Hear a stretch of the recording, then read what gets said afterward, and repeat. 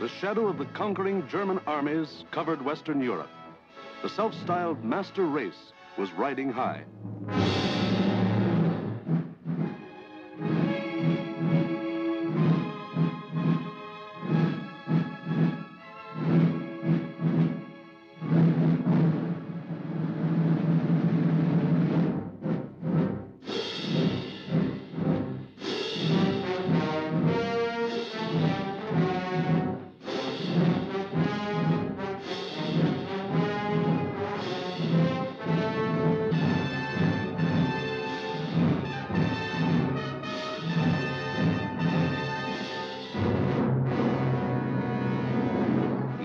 Adolf Hitler stood just as Napoleon had stood more than 100 years before, and looked across the English Channel to the one fighting obstacle that stood between him and world domination.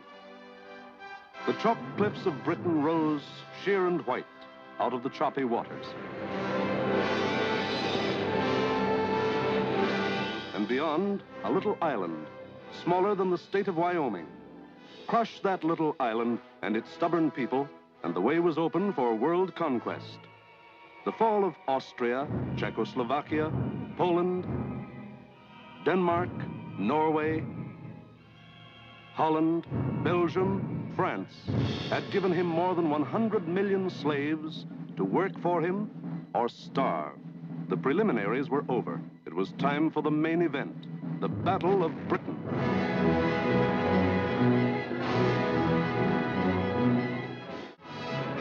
Hitler and his generals feverishly drafted their plans for the conquest of Britain. Every detail must be anticipated. A slip now might wreck the whole timetable of world conquest. 6 weeks of final preparation went into those plans. 6 weeks to determine the history of 1,000 years. The thing was foolproof. See for yourselves how simple the whole operation was to be. Look. German plan for invasion of England. Phase 1. Knock out the Royal Air Force and its bases. Get control of the air and the sea lanes across the Channel. Follow the Blitz plan that had wiped out Poland, the Low Countries, and France. Destroy communication and transport lines. Above all, get command of the air. Phase 2. Pulverize the coastline with dive bombers. Drop parachute troops to take over the airfields and establish beachheads.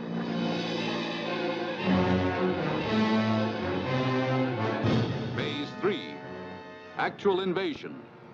Pour the German panzer divisions across in high-speed barges under an umbrella protecting fighter planes. Then send spearheads of armed might to divide, surround, destroy all opposition. That's all there was to it.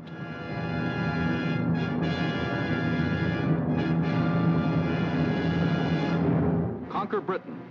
Force the surrender of the British fleet. Then, with the combined sea power of Germany, Britain, Italy, France, and Japan, he could control the seas and tell us where to head in. The torch of freedom flickered low. To lead them, the people had chosen Winston Churchill as their prime minister.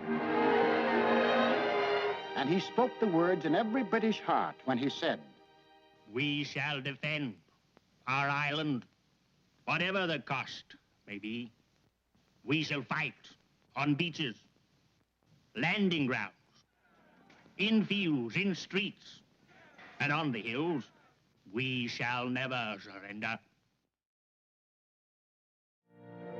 Then it came.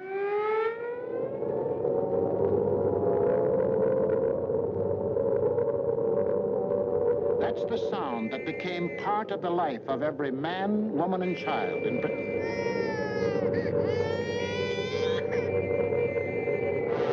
August 8th, 1940, and the battle for Britain is on. 30 enemy aircraft over the Channel, flying due west.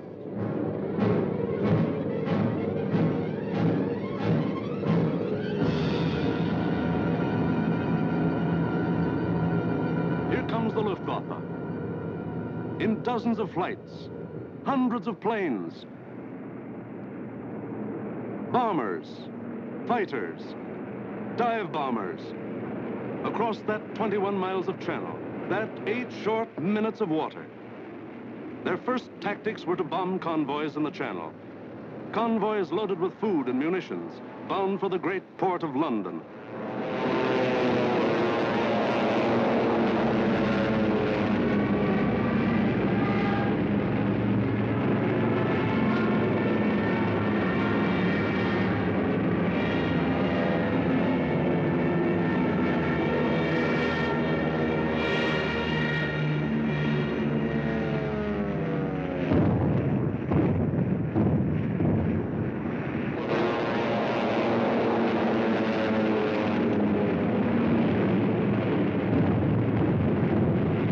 German fighters waited overhead for the defending planes of the Royal Air Force, the RAF, to appear.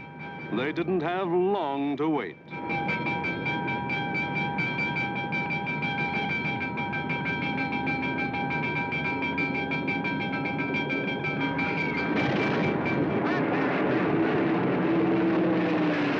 The RAF came, facing odds of 6, 8, 10 to 1, and dove in, shouting the old hunting cry, tally-ho!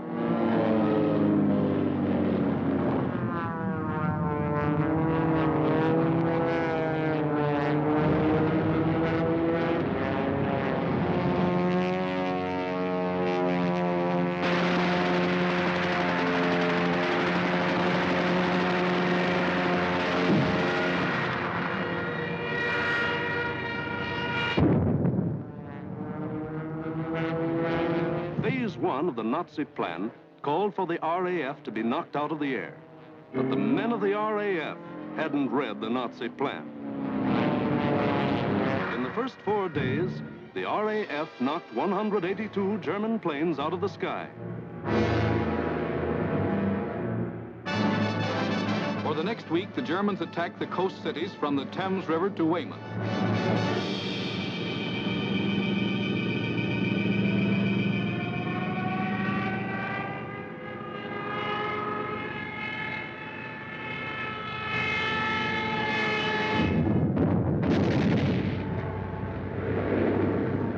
Then the Luftwaffe battered the great port towns of Southampton, Plymouth, trying for a knockout before the flow of supplies from overseas became more than a trickle.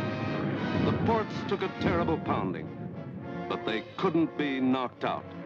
Cargoes went on being unloaded with the protection of the RAF overhead. Battling the Spitfires and Hurricanes in the air wasn't panning out. So Goering switched his main attacks to the fighter airfields, Dover, Deal, Hawking. Maybe he could destroy the planes on the ground. He bombed the airfields, and the fields were hit. But the planes were saved. For Britain, unlike Poland and the Low Countries, didn't make the mistake of bunching its planes on the runways. The planes of the RAF were scattered and hidden, only a few on any one field, and those in the far corners. The Spitfires still went up to meet the enemy.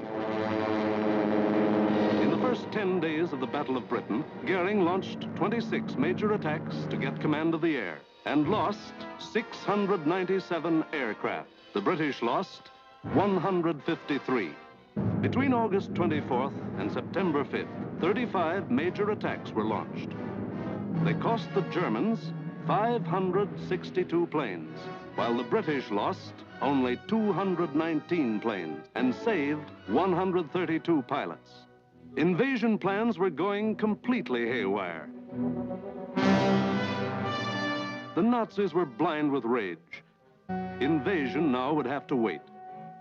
The Nazis would avoid the RAF and smash the great city of London into the rubble heap they had made of Warsaw and Rotterdam.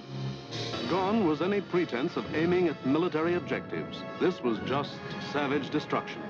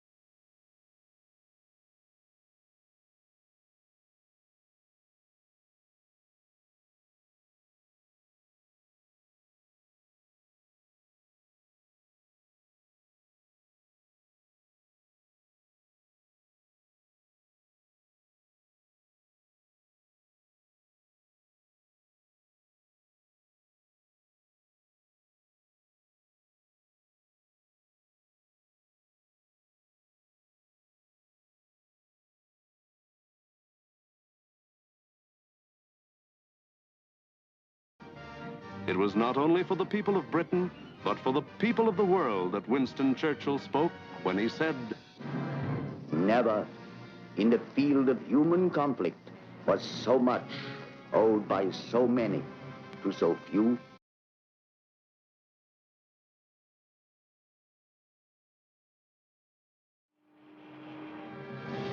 The Battle of Britain was won, but not by Hitler.